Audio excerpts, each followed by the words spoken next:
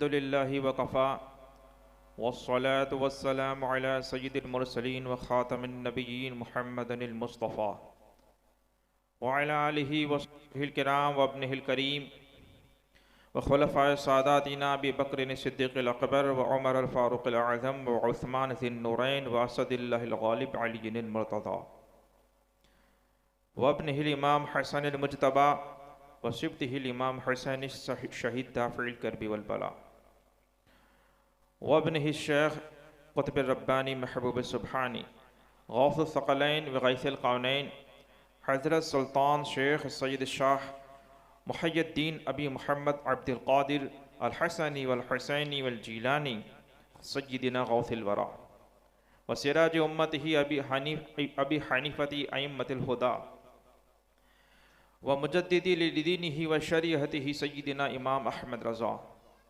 व इब्निहि शेख मुफ्ती आज़म मुफ्ती मोहम्मद मुस्तफ़ा रज़ा व इब्न शेख ताज मिल्लत व दीन व शरीअ हज़रत मुफ्ती मोहम्मद अख्तर रज़ा व अला जमी अस्हाबिहिल किराम व अला जमी अहल सुन्नति वल जमाअति दाइमन अबदन अबदा अम्मा बाद क़ाल अल्लाहु तआला फ़िल क़ुरानिल मजीद वल फ़ुरक़ानिल हमीद अला इन्ना औलिया अल्लाहि ला खौफ़ुन अलैहिम व ला हुम यहज़नून अल्लज़ीना आमनू व कानू यत्तक़ून आमन्तु बिल्लाह सदक़ल्लाहु मौलानाल अज़ीम क़ाल अल्लाहु तआला फ़ी शानि हबीबिहिल करीम फ़िल क़ुरानिल मजीद वल फ़ुरक़ानिल हमीद इन्नल्लाह व मलाइकतहु युसल्लूना अलन नबी या अय्युहल्लज़ीना आमनू सल्लु अलैहि व सल्लिमू तस्लीमा अल्लाहुम्मा सल्लि अला सय्यिदिना व मौलाना मुहम्मदिन मअदिनिल जूदि वल करम वालिही व बारिक वसल्लिम।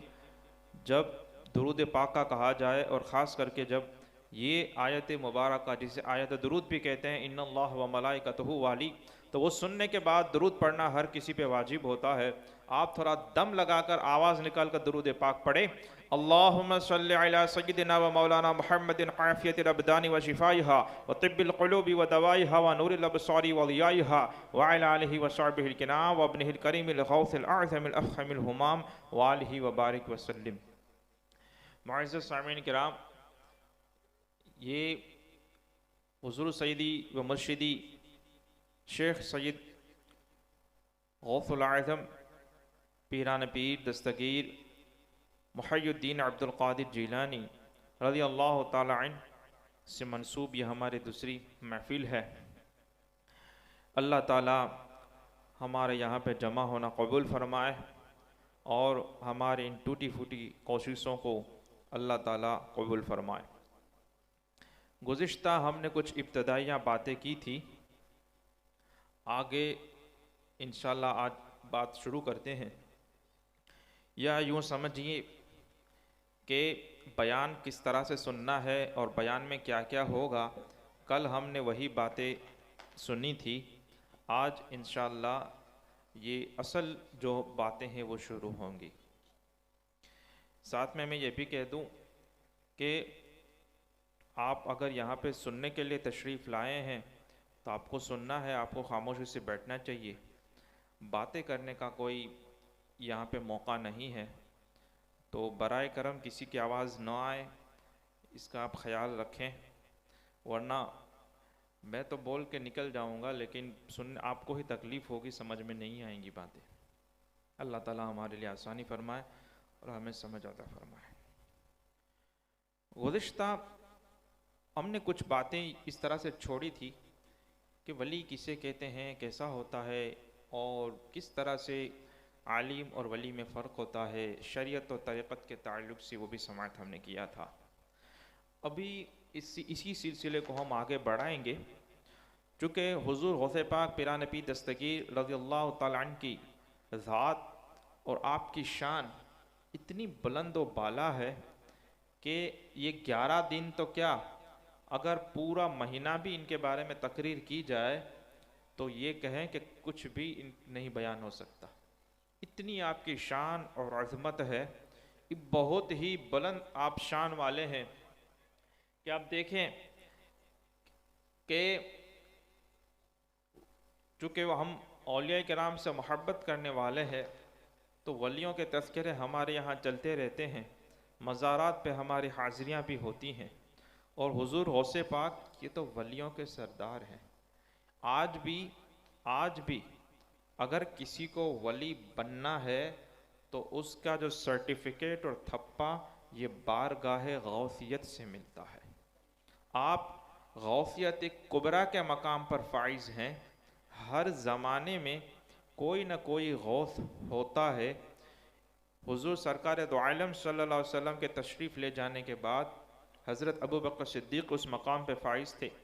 फिर आपके बाद हज़रत उमर फ़ारूक आज़म आए। ये सिलसिला चलते चलते ये हुजूर गौस पाक तक पहुँचा और हुजूर सैयदना शेख गौस आज़म रज़ी अल्लाह ताला अन्हु के बाद से आपके ज़माने से लेकर यानी आपकी ज़ाहिरी ज़िंदगी मुबारका से लेकर अभी तक आप ही गौसियत कुबरा के मकाम पर फाइज हैं और इमाम मेहदी के आने तक आप ही फाइज रहने वाले हैं। तब तक के लिए जिस किसी को भी वली बनना होगा और जो कोई भी दुनिया में वली बनेगा उसका जो थप्पा जो लगने वाला है ये शेख अब्दुल कादिर जीलानी की बारगाह से लगने वाला है। अब इतने बड़े वली, इतने बड़े शेख, बल्कि शेखों के शेख और वलियों के सरदार, आपकी शान और अज़मत और आपकी ये जो करामतों का सिलसिला है ये समझिए कि बचपन से ही, पैदाइश से ही, बल्कि पैदाइश से पहले से ही शुरू हो गया था।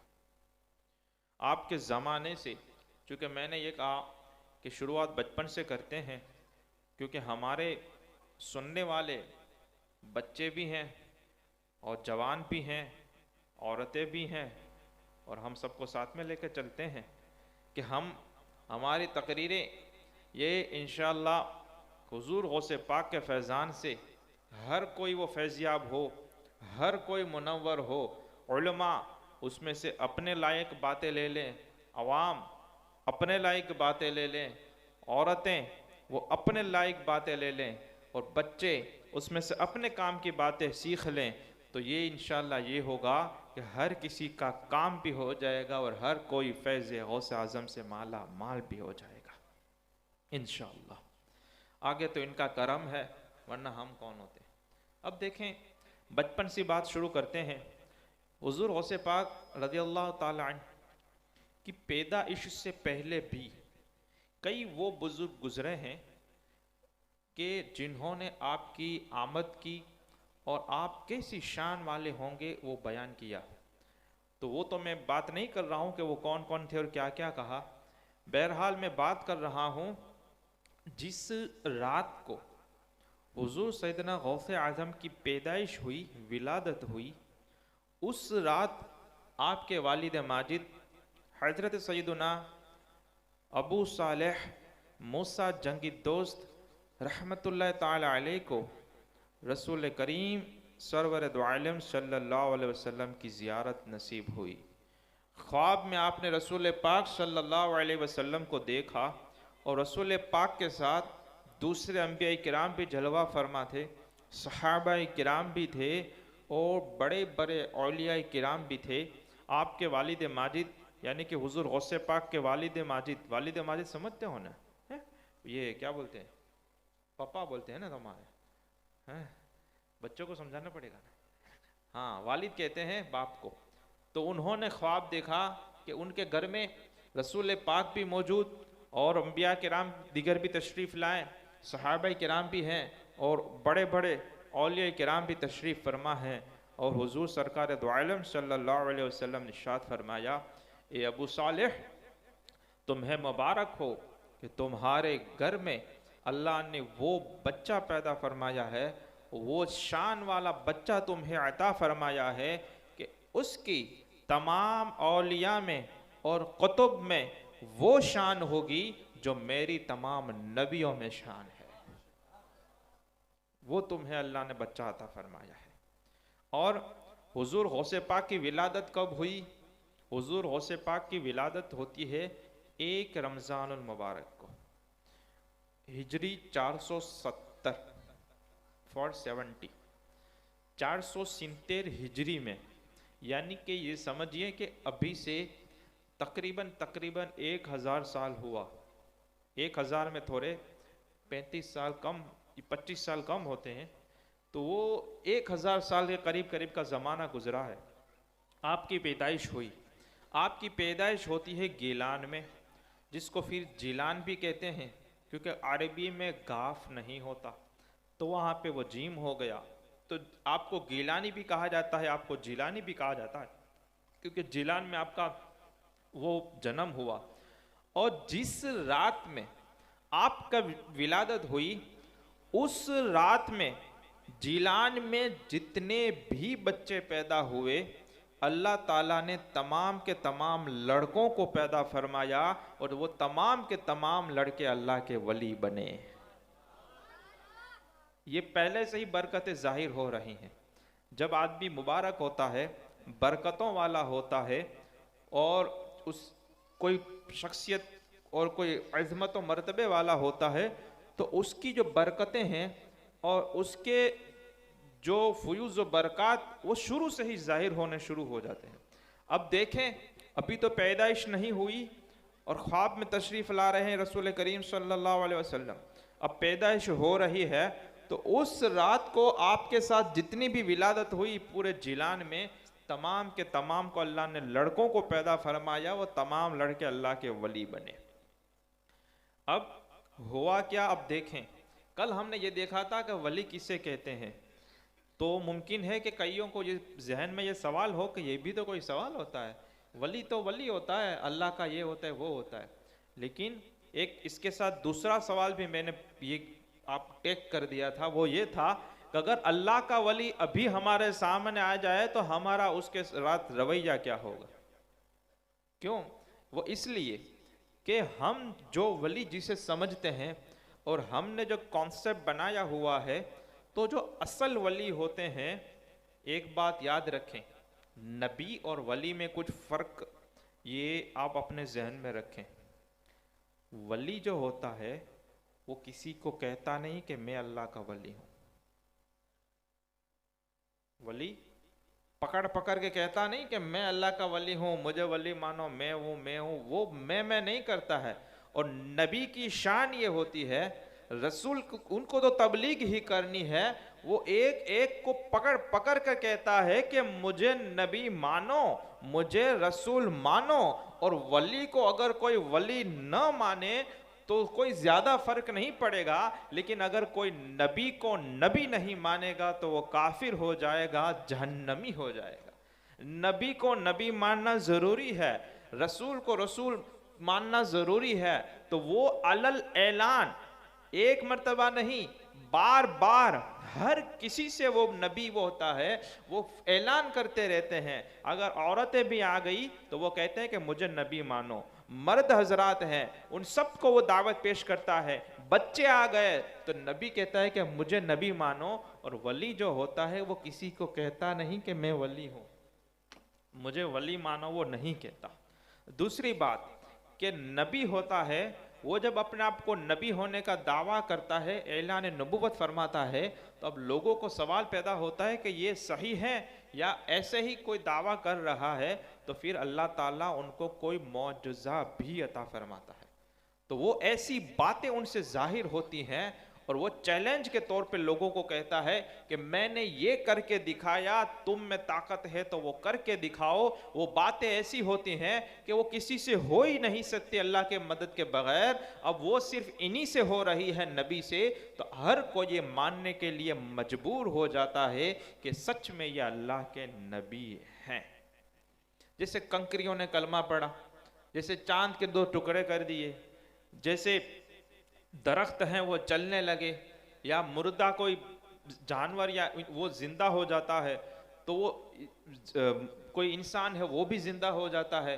इस तरह के मुख्तलिफ बहुत सारी वो चीज़ें होती हैं कि जो कोई कर नहीं सकता है, ना साइंस इसके सामने फेल हो जाती है। फिजिक्स और एस्ट्रोलॉजी, वो सारे नियम उस पे ये किसी काम के नहीं आते, और हर कोई ये कहने पर मजबूर हो जाता है कि ये सिर्फ और सिर्फ अल्लाह ताला की तरफ से ही हो सकता है, और अल्लाह ताला किसी गलत बंदे का कभी साथ नहीं देता। तो अगर अल्लाह ताला इस शख्स का साथ देता है तो इसका मतलब ये कि ये आदमी अपने दावे में सच्चा है और सच में ये अल्लाह का नबी है। ये होता है नबी। लेकिन वली जिस तरह से नबी मौजज़ा जाहिर करता है, वली से करामतों का ज़ुहूर होता है। लेकिन नबी तो क्या था, लोगों को चैलेंज मार के कहेगा कि देखो अल्लाह ने मुझे ये चीज़ दी हुई है, तुम्हारे पास तो नहीं है, मुझे नबी मान लो। लेकिन वली सबसे पहला तो अपने आप को छुपाता है।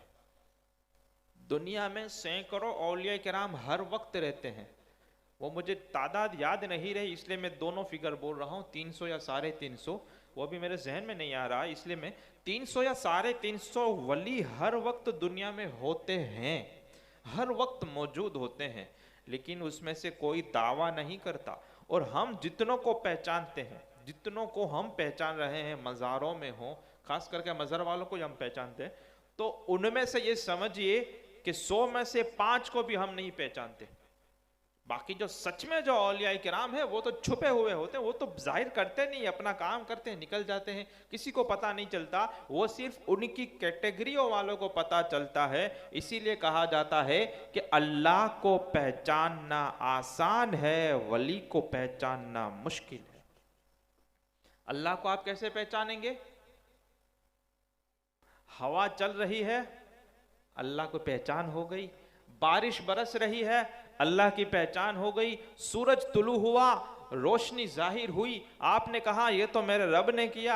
आपने सितारों को देखा, अल्लाह की मारिफत हो रही है। आपने बुलंद बगैर सुतूनों के, बगैर खंभों के इतने आसमानों को देखा कि हमारे अगर 100 फुट की छत भी ये बगैर खंभे और सुतून के खड़ी नहीं रह सकती, और उसने बगैर सुतूनों के आसमानों को इतने सालों से, और हम कितना ही खर्च करके कितना ही अच्छा कलर और कितना ही अच्छा मकान बना ले, 5 साल 10 साल 15 साल 25 साल के बाद पुराना लगने लगता है, उसको फिर से रिनोवेशन करना पड़ता है, फिर से उसको कलर का हाथ मारना पड़ता है, बहुत कुछ मरम्मत करनी पड़ती है। लेकिन ये हजारों लाखों साल से आसमान वैसे का वैसा है, ना उसने कभी कजी हुई, ना वो कभी टेढ़ा हुआ, ना उसके कंघरे खिले, ना ही उसके कलर में कोई फर्क आ रहा है। तो आसमान को देखकर जाहिल से जाहिल भी अल्लाह को पहचान लेता है, सूरज और चांद सितारों को देखकर अल्लाह को पहचान लेता है, अपने आप को देखकर अल्लाह की मारिफत हो जाती है। लेकिन वली को कैसे पहचानेंगे? वली तो हमारे जैसा होता है, हमारे साथ खाता पीता है, हमारे साथ चाय भी पीता है, हमारी तरह शादी ब्याह भी करता है, हमारी तरह बीमार भी होता है, हमारी ही तरह नमाज रोजे वगैरह करता रहता है, और बताता भी नहीं कि मैं अल्लाह का वली हूं। तो कहते हैं कि वल्लाह को पहचानना आसान है, वली को पहचानना मुश्किल है। और एक दूसरा है कि वलीरा वली में शनास, कि वली वली को पहचानता है, यानी वो एक वली दूसरे वली को पहचान लेता है, लेकिन आवाम उसको पहचान नहीं सकती। बात समझ में आ रही है? तो ये नबी और वलियों का फर्क हमने देखा। अब देखें कि जिस तरह से अंबिया किराम से मौजज़े जाहिर होते हैं, तो वो अलल ऐलान जाहिर करते हैं, और ये डंके की चोट पे कहते हैं कि ये तुम कर सकते हो, तो लोग आजीज आ जाते हैं, नहीं कर सकते। लेकिन वली जो होता है वो अपनी करामतों को ऐसे छुपाता है जैसे औरत अपने खून के कपड़े को छुपाती है। वो लोगों को पकड़ पकड़ के अपने वो चमचे नहीं रखे होते कि हमारे ये हजरत की फुला फुला करामत है। यही तो हमें समझना है कि असल वली जो है, असल बाकरामत जो शख्सियत है, वो तो अपनी विलायत को भी छुपाते हैं, वो अपनी करामतों को भी छुपाते हैं, और जो जाहिर हुए वो वही जाहिर हुए जिनको अल्लाह ने जाहिर करना चाहा, जब कई औलिया किराम का काम ही यही होता है कि लोग उनको वली माने, मखलूक खुदा उसकी तरफ रुजू करे और अपने मसाइल का हल वहाँ से तलाश करे और अपनी हाजतों को वहाँ पे पूरी करे। तो ऐसे जो होते हैं, समझ लीजिए कि 100 में से 2 लोग ऐसे हैं कि जिसको जाहिर किया जाता है, बाकी 98 लोगों के बारे में ये छुपाया जाता है। ये राज की बातें राज ही रह जाती हैं कि कौन कैसे किस मकाम पे फाइज था। अब देखें आप कि ये करामत का ये हाल होता है कि वो छुपाई जाती हैं और ऐसे छुपाई जाती हैं जैसे औरत अपने खून का कपड़ा छुपाती है। अब ये होता है असल वाला तो ये करता है, लेकिन हम जिस ज़माने में जी रहे हैं उसमें एक अजीब व गरीब, जिसको यूँ समझिए कि इस्लाम का एक तमाशा और खेल बना के रख दिया गया है कि बोले वली कौन है।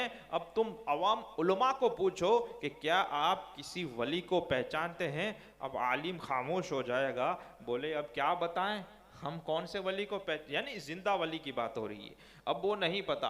अब दूसरे किसी बड़े बड़े बुजुर्गों से पूछो, अब ये खामोश है। इल्म और हिकमत वालों से पूछो, ये खामोश है। अब किसी जाहिल के पास चले जाओ, बोले किसी वली को पहचानते हैं, वो खड़े खड़े 10 वलियों के नाम गिनवा देगा। जिंदो मज़ार वालों की बात नहीं हो रही, मज़ार वाले तो मशहूर होते हैं, ये जो हयात होते हैं उनकी बात है। बोले आपको कैसे पता चला, ये जो कुरान और हदीस का इल्म रखते हैं इनसे तो ये बातें राज रह गई, उनको तो खुद को भी इल्म नहीं कि कई एक वली की वो किस्म होती है कि आदमी को खुद पता नहीं होता कि मैं वली हूं। एक विलायत की वो किस्म भी, एक किस्म वो भी होती है। तो बहरहाल ये चीजें थे। अब देखें, अब हम उस जाहिल से पूछते हैं कि तुम्हें कैसे पता चला कि ये आप जिसके नाम ले रहे हो अब उसने किसको वली बनाया। तो एक तस्वुर कायम कर दिया गया है कि वो ये बड़ी बड़ी दाने वाली कोई तस्बीह पहन लेता है और हाथ में उंगलियां तो 10 होती हैं, तो 10 अंगूठियां तो ठीक 15-15, 20-20, 10 उंगलियों में, एक में 2-2, 3-3 ठोक देते हैं, बोले बहुत बड़ा वली है। अब ये डाल दिया और फिर फू फा वो शुरू कर दिया और फिर अपने चमचे लगा कर रख दिए, जो लोगों में अपनी करामतें बयान करते हैं कि हमारे हजरत ने ये किया तो ये ठीक हो गया, ना ये हो गया, ना वो हो गया, ना वो हो गया। फिर कलर के कपड़े पहन लिए, किसी ने हरा पहन लिया, किसी ने केसरी पहन लिया, किसी ने पीला पहन लिया, और यूं अजीब व गरीब शक्ल के अगर वो बाजार में से निकलता है तो लोग उसको देखते हैं कि ये कोई लगता है। अब जब इस तरह का हाल हो तो क्या वली ऐसा होता है? वली तो अपने आप को छुपाते हैं कि लोग मुझे पहचान न लें, कि अगर लोग मुझे पहचान लेंगे तो जान नहीं छोड़ेंगे मेरी, और मेरी इबादतों में खलल आ जाएगा, अल्लाह को याद करने में रुकावटें आ जाएंगी, इसलिए अपने आप को छुपाते। ये भी बता दो, ये मखलूक से उनका रिश्ता नहीं होता है, उनका ताल्लुक अल्लाह ताला से होता है। और कहता है कि इन्हें जाना इन्हें माना, न रखा गैर से काम। मखलूक से मोहब्बत करता भी है तो अल्लाह और उसके रसूल के लिए करता है, अल्लाह की मखलूक होने की वजह से वो मोहब्बत करता है, यानी अल्लाह के लिए मोहब्बत करता है और अल्लाह के लिए ही नफरत करता है, वो अल्लाह का वली होता है। अब ये जो अजीब व गरीब हरकतें करता है वो क्या होता है? वो कुछ भी नहीं होता, वो एक कलाकार होता है, वो एक कलाकार होता है, उससे इसका धंधा पानी चलता है, उसके साथ दूसरे 15-20 घर चल रहे होते हैं। अब जब यहाँ पे ये हाल हो तो अवाम क्या देखती है? अवाम ये देखती है और कंफ्यूज आदमी हो जाता है कि ये जो मौलाना लोग हैं, ये आलिम लोग हैं, अब किसी ने मसला बयान किया, अब ऐसा जाहिल आदमी के पास आप जाएंगे और आप कहेंगे कि हमारे जुमा में तो ये मसला बयान हुआ था कि अंगूठियां पहनना इस तरह से जायज़ नहीं है और नमाज फ़र्ज है, और ये नहीं ये मसला है। कई तो अल्लाह के वली वो बन बैठे हैं जिसकी दाढ़ियां भी नहीं होती, फिर भी वली होता है, माअज़ल्लाह। अब तो वो कहते हैं कि हम तो फ़कीर लोग हैं, हम तरीक़त वाले हैं, और ये मौलवियों हैं वो शरीयत वाले हैं। और बेटा याद रखो, फ़कीरों की और आलिमों की कभी नहीं बनेगी। क्या बोलते हैं? ये जुमले उनको रटे रटाए होते हैं ये कॉन्सेप्ट अवाम में फैला दिया गया है कि आलिम अलग होते हैं और ये वली अलग होते हैं और इन दोनों की कभी नहीं बनेगी। बोले ये आलिम है हमेशा औलिया किराम की दुश्मनी करते हैं। अब बेचारा अवाम तो अवाम होती है, वो वली से वैसे भी मोहब्बत करती है। अब उसने तो उसे वली मान लिया, अब उसने क्या किया, उलमा से बदजन हो गए। बोले अब क्या करना है, बोले मैं भी दम लगा रहा हूं, तू भी दम लगा। अब न दुरूद, न नमाज, न रोजा, न शरीयत। शरीयत से तो उसको हटा के रख दिया और कहा कि आप शरीयत की क्या बात करते हैं। बोले हजरत आप नमाज क्यों नहीं पढ़ते। बोले नमाज जो है, रोजे जो हैं, तिलावत जो है, वो अल्लाह तक पहुंचने का रास्ता है, वो सीढ़ियां है। हम तो पहुंच गए अल्लाह तक, अब सीढ़ी की क्या जरूरत।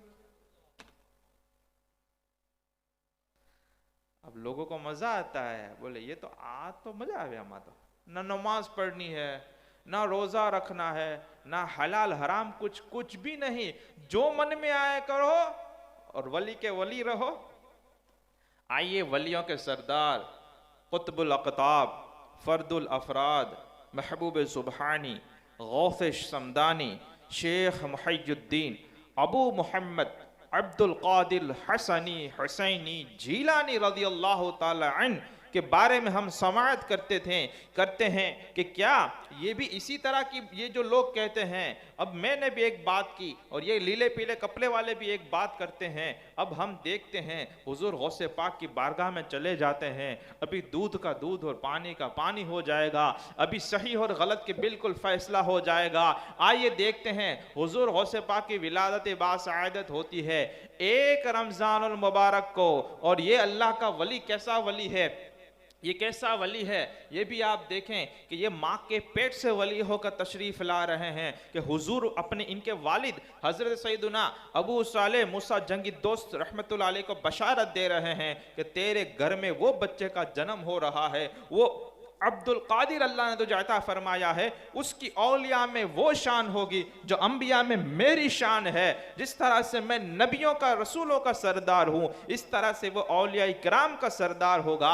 अब देखें कि उसकी जब पैदाइश हुई एक रमजानुल मुबारक की, लेकिन शरीयत का पास देखें कि उन्होंने रमजान के दिनों में माँ का दूध ही नहीं पिया, माँ का दूध ही पीना छोड़ दिया, इफ्तारी के बाद ही दूध पीते थे। और ये खबर मशहूर हो गई, ऐसी मशहूर हो गई कि ये आसपास वाले लोग कहते कि सादात में, उस जमाने में, अभी जैसे हम सैयद और सादात कहते हैं, उस जमाने में शरीफ कहा जाता था। बोले शुरफा के घर में एक ऐसे बच्चे की विलादत होती है जो रमजान के दिनों में दूध नहीं पीता।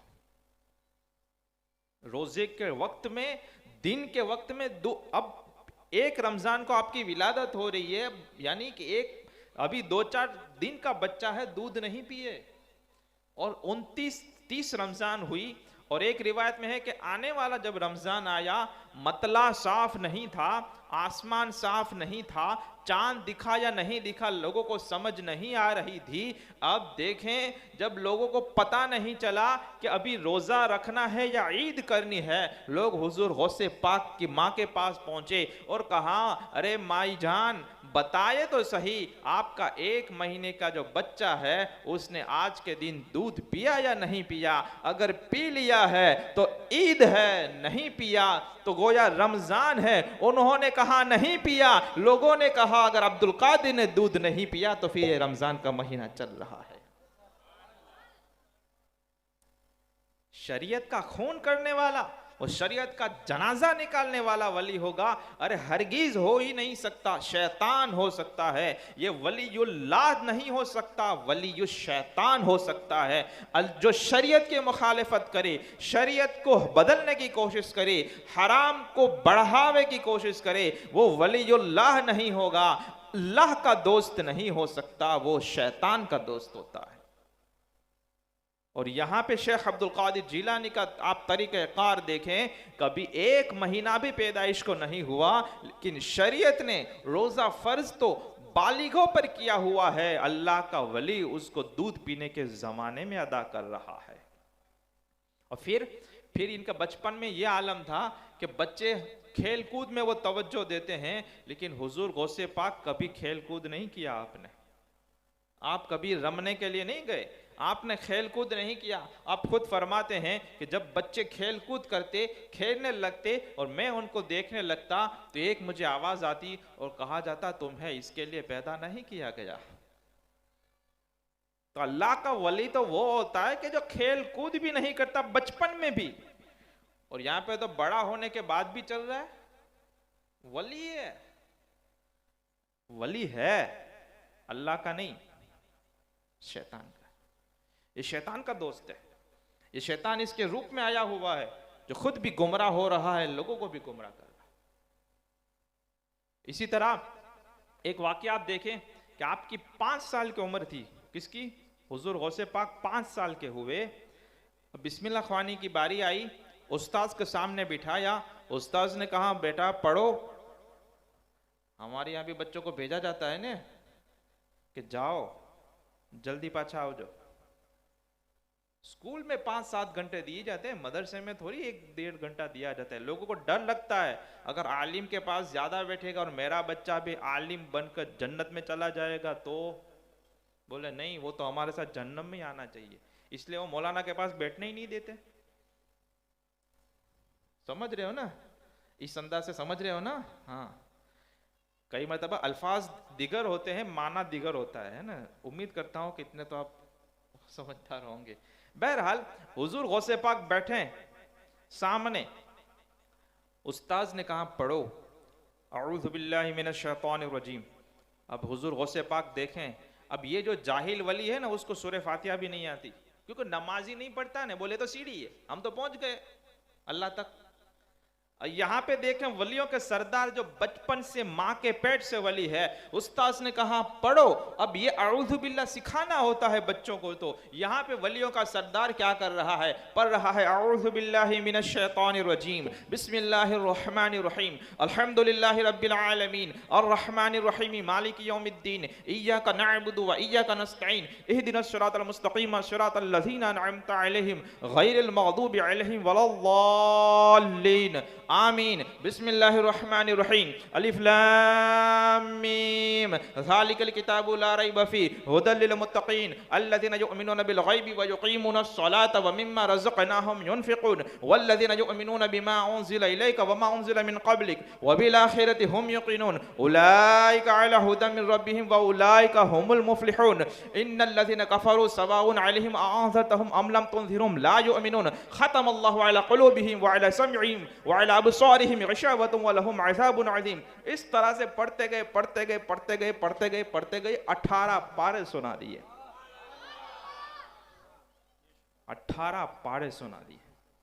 18 पारे पढ़ने, अब 5 साल का बच्चा 18 पारे पढ़ ले, यहां पे तो 5 बच्चों का बाप भी नहीं पढ़ सकता, देखकर भी, और शर्माता भी नहीं, हंसता है।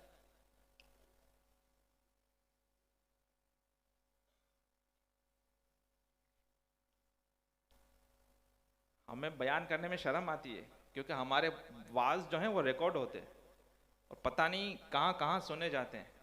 अब बोलें ये मौलाना कहाँ तकरीर कर रहा हो, कैसे लोग होंगे जो पढ़ना नहीं आता इन लोगों को।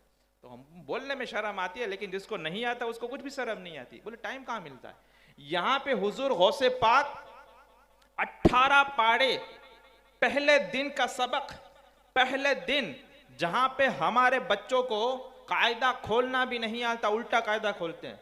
कोई तख्ती उल्टी लेकर बैठा है, कई गुजराती की तरह यहां से पढ़ना शुरू करता है, जैसे क ख ग वहीं से अलिफ पढ़ता है। अब यहां पे हुजूर गौसे पाक का हाल तो देखें, पहले ही दिन अऊज़ु बिल्लाह से शुरू कर रहे हैं और 18 पाने सुना दे रहे हैं। जबानी बोल रहा हूं, देख के नहीं, देख के नहीं, मुंह पर हाफिज की तरह, ये जबानी जैसे अभी मैं पढ़ रहा था, इस तरह से वो पढ़ा, पूरा सुना दिए और फिर खामोश हो गए। उस्ताद साहब ने कहा बैठे 18 पारे हो गए, आगे पढ़ो। हुजूर गौसे पाक ने कहा नहीं हजरत, मुझे 18 पारे ही सिर्फ याद हैं। बोले क्यों 18 पारे ही याद हैं? बोले इसलिए कि मेरी माँ के मैं पेट में था तो मेरी माँ को भी सिर्फ 18 पारे याद थे, वो पढ़ती थी, मैं पेट में सुन सुनकर हाफिज हो गया।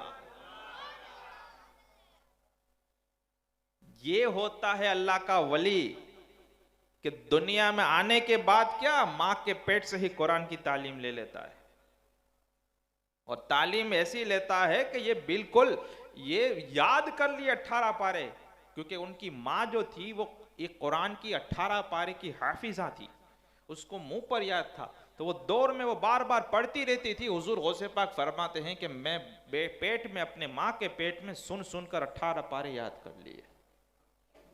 ये होता है अल्लाह का वली।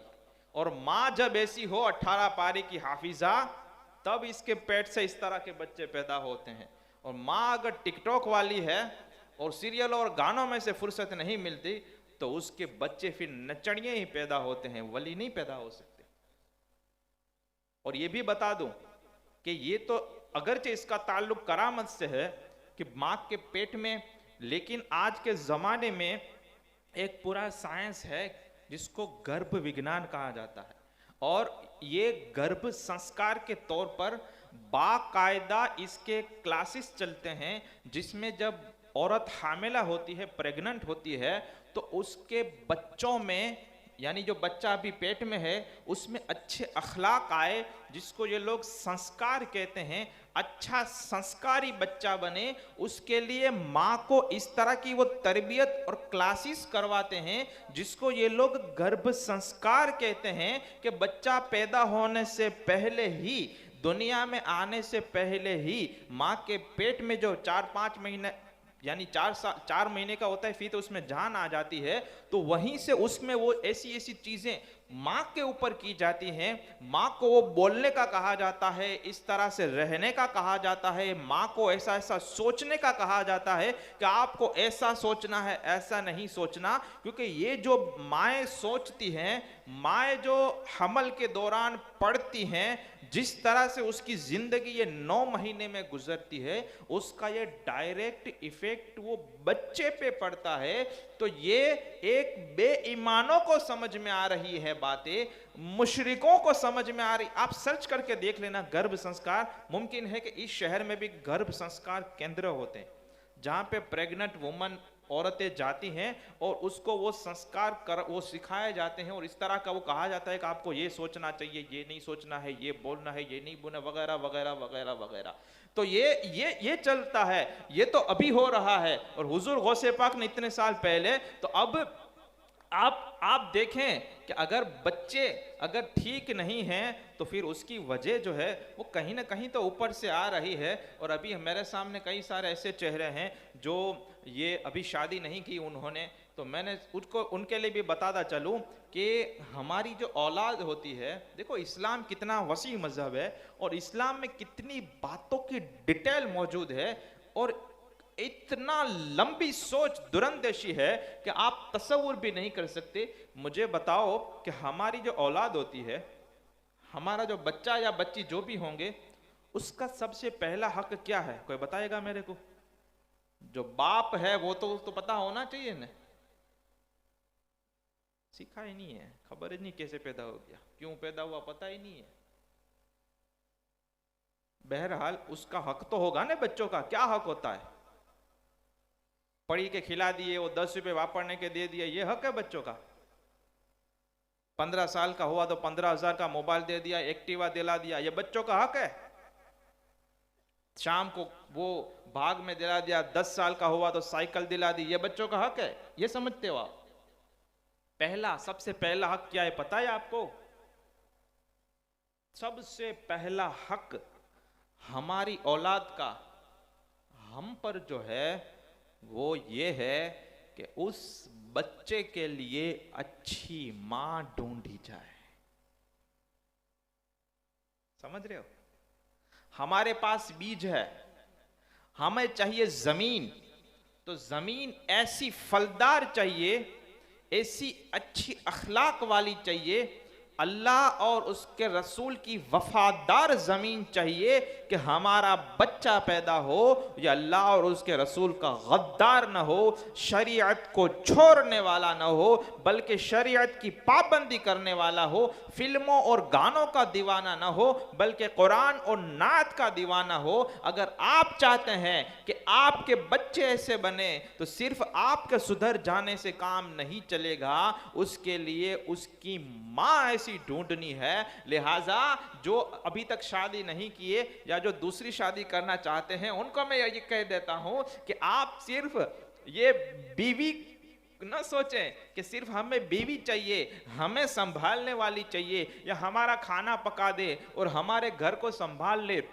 बेशक ये तो सोचना ही होता है, हर कोई सोचता ही है, लेकिन ये सबसे पहले सोचें कि इसके पेट से जो बच्चा पैदा होगा वो कैसा होगा, क्या दीन के और इस्लाम के काम आएगा, रसूल पाक का आशिक होगा या फिर वो गद्दार और बेहया होगा। तो ये आप सिर्फ बीवी की तलाश ना करें कि मुझे शादी करनी है तो बीवी चाहिए, बल्कि ये तलाश करे कि मेरी औलाद जो पैदा होगी, जो नसीब में अल्लाह ने लिखा उसको तो पैदा होना ही है, उसके लिए एक बेहतरीन माँ चाहिए।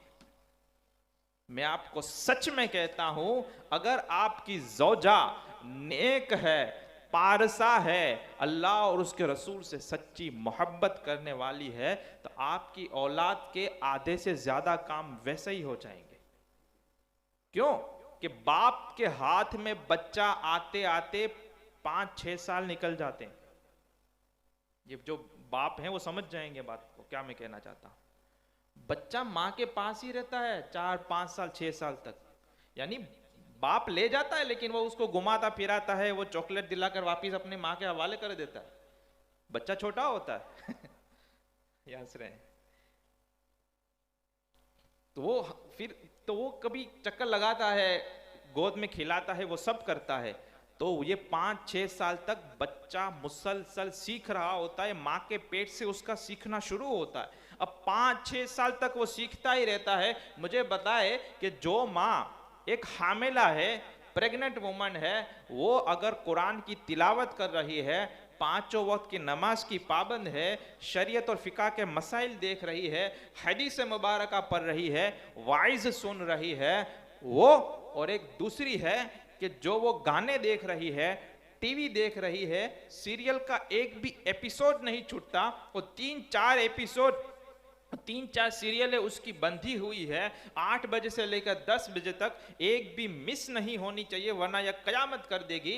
और ये ठुमके लगाने वाली जब बच्चे को पाल कर ये पैदा करेगी तो बचाओ कि ये पैदा होने के बाद क्या करेगा, तुम्हें भी नचाएगा, पूरे घर को नचाएगा, क्योंकि उसने पेट में सीखा ही यही है। और एक है जो कुरान की तिलावत कर रही है, तो जाहिर सी बात है कि जो तिलावत करने वाले का असर अलग होगा और गाने गाने वाले का असर अलग होगा। तो ये मैं हुजूर गौसे पाक की करामत तो आपने ये सुनी होगी, कि ये सुनी थी कि नहीं सुनी थी? सुनी थी ना, 18 पारे वाली कोई नई बात तो नहीं थी ना, आपने सुनी थी। लेकिन फिर किसी ने सोचा नहीं कि फिर हमारे बच्चों की माँ कैसी चाहिए। हमें तो खूबसूरती देखनी है, खूबसूरती देखें, इनकार नहीं है, खूबसूरत औरत से ही शादी करें, कोई मसला नहीं। लेकिन सीरत का फिर क्या? सीरत भी तो अच्छी होनी चाहिए कि नहीं? उसकी सीरत भी तो संवरने वाली होनी चाहिए कि नहीं? क्यों कि उससे सिर्फ शादी करके मामला खत्म हमारे दोनों के बीच में, मियाँ बीवी के बीच में मामला नहीं रहता है। फिर मामला आता है और औलाद का भी, औलाद भी होती है, और औलाद में माँ और बाप दोनों का ये कॉम्बिनेशन होता है।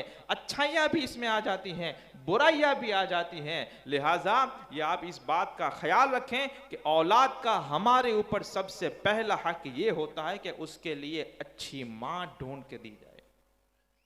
कि बच्चा बड़ा हो, समझदार हो, तो अपनी माँ की वजह से उसको शर्मिंदगी ना हो, बल्कि कहे कि अल्लाह का शुक्र है कि मेरी माँ इतनी दीनदार थी कि मैं खुद ब खुद दीनदार हो गया। बच्चा ये समझदार होगा तो जरूर शुक्र अदा करेगा।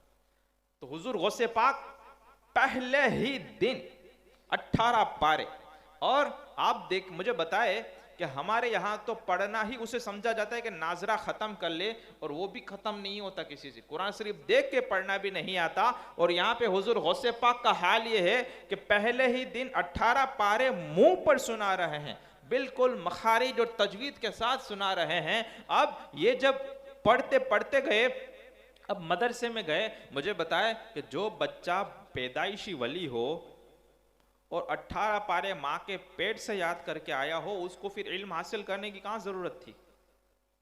ये लोग कहते हैं कि वली और आलिम अलग होता है, यहाँ तो वलियों का सरदार इल्म हासिल करने के लिए जा रहा है। और फिर बाद में पूछने वालों ने पूछा कि या गौसल आदम, आपको कब अपनी विलायत का इल्म हुआ, आपको कब पता चला कि आप अल्लाह के वली हैं? बोले जब मैं बच्चा था और मैं जब मदरसे पढ़ने के लिए, मकतब में पढ़ने के लिए जाता था, आप में से भी बच्चे तो जाते होंगे ना पढ़ने, बोले मैं जाता था तो एक फरिश्ता इंसानी शक्ल में मेरे साथ रहता था, और जब मैं जाता मदरसे में तो कहा था कि ए लोगों, ए बच्चों, ये अल्लाह के वली को जगा दे दो, अल्लाह के वली के लिए जगह दे दो।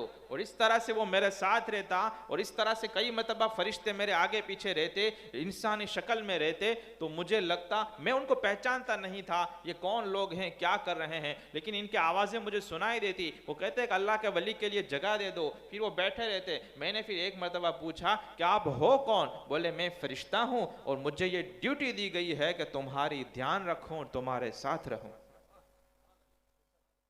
तो ये करामत हो गई कि ये चीज़ आवाम को नज़र नहीं आती, और इनके लिए ये मर्तबा अल्लाह ने अता फरमाया कि उनको इस तरह से होता है। अब मुझे बताएं कि जो बच्चा पेट से 18 पारे हिफ्स करके आया, मकतब में जाता है तो कहा जाता है कि वली के लिए जगह दे दो।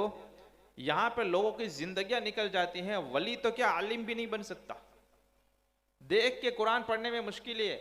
यहां पर तो कहा जाता है बच्चे को। मुझे बताओ कि वली को फिर इल्म हासिल करने की क्या जरूरत थी? अगर जरूरत न होती तो कभी गौसे पाक वो काम ही ना करते। एक मरतबा हज के जमाने में, आखिरी वाकया, हज के जमाने में आप फरमाते हैं आपकी उम्र तब 17-18 साल हो गई थी। 17-18 साल तक आप इल्म हासिल कर रहे थे, और शुरुआत कहां से कर रहे हैं? अलिफ बा तासा से नहीं कर रहे हैं। इनका जो पहला जो जंप है, पहला जो स्टेप क्या है? अलिफ बा तासा नहीं है, 18 पारे याद करके जबानी सुना रहे हैं, ये पहला कदम है इनका। तो आप सोचे कि दूसरा कदम कितना होगा। और 18 साल में आपने क्या क्या इल्म हासिल नहीं किया होगा, क्या कुछ नहीं सीखा होगा जिलान में। लेकिन क्या हुआ, आप फरमाते कि हज का जमाना था, मैं जंगल की तरफ जा रहा था, एक बेल भी आगे जा रहा था, मैं बेल के पीछे पीछे जा रहा था।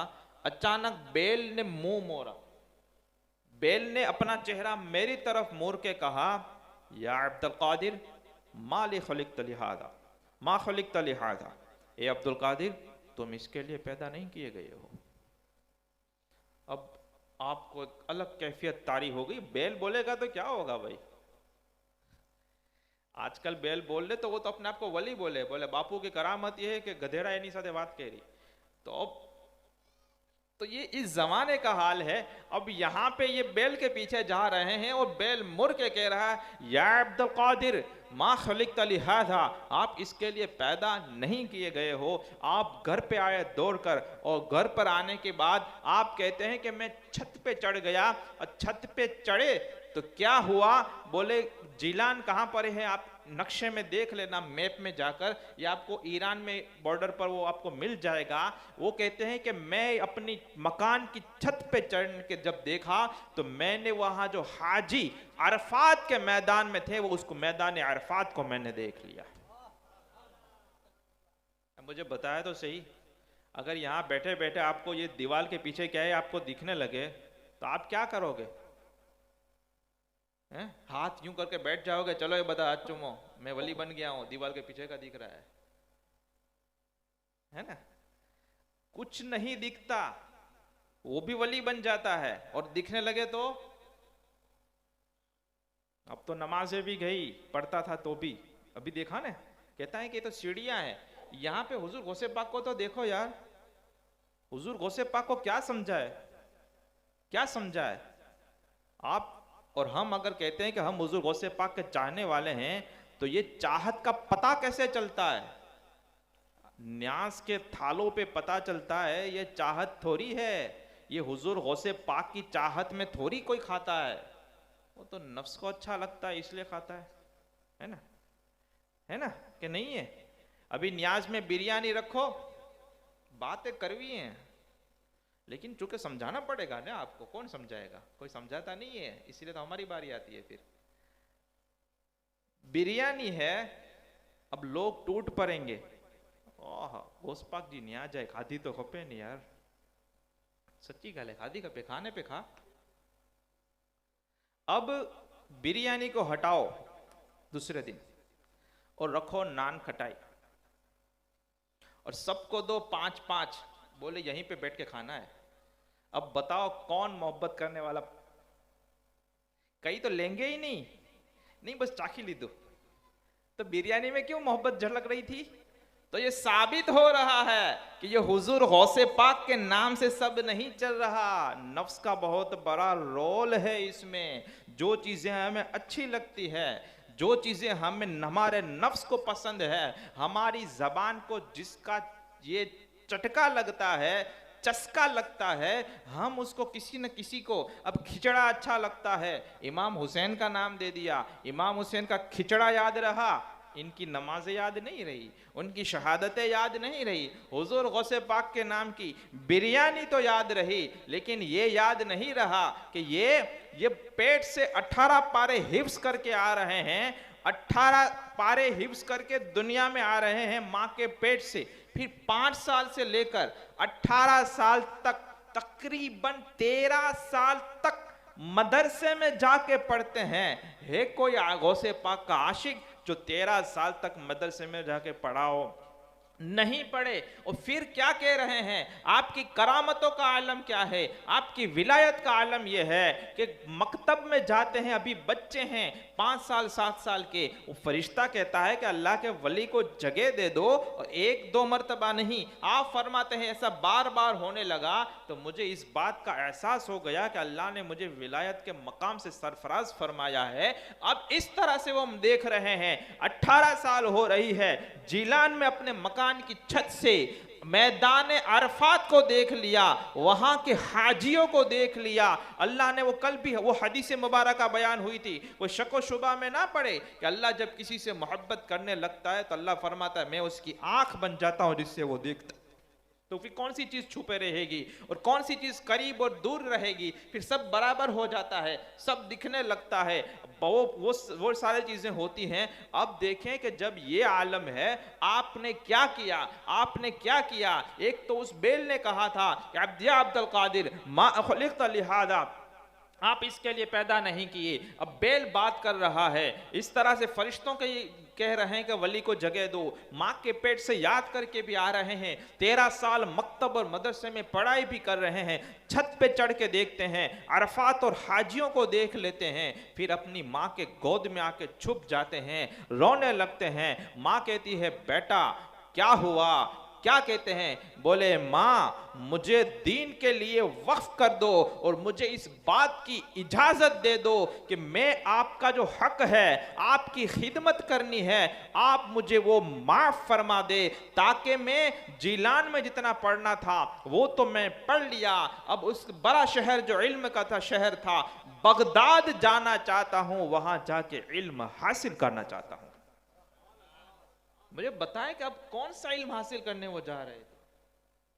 इतनी तो करामतें जाहिर हो रही हैं, और शुरुआत 18 पारे हिफ्ज से हो रही है, और हमारे यहां तो पूरी जिंदगी निकल जाती है, 18 सूरतें याद नहीं रहती।